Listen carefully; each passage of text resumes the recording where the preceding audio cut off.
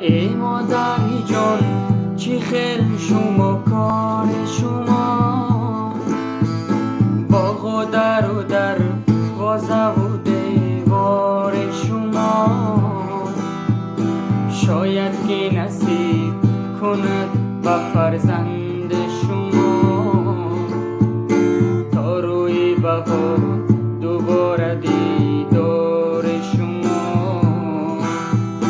ای آچه جان چی خیل شما کار شما، باغ و در وازه و دیوار شما، شاید که نصیب کند به فرزند شما تا روی بهار دوباره دیدار شما.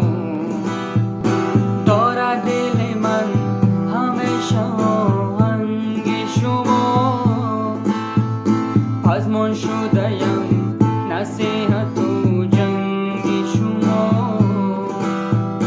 از بهر خدا ملال خاطر نشوید، فرزند شما همیشه دلتنگ شما.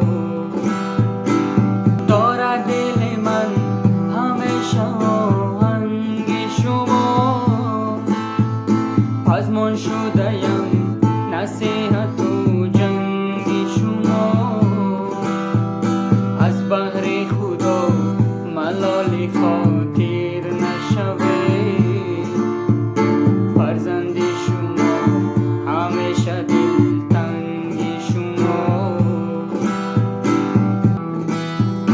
در خاطر من تندور و چکدان شما، هر کلچه و رو رفیده و نان شما، ایوان بلند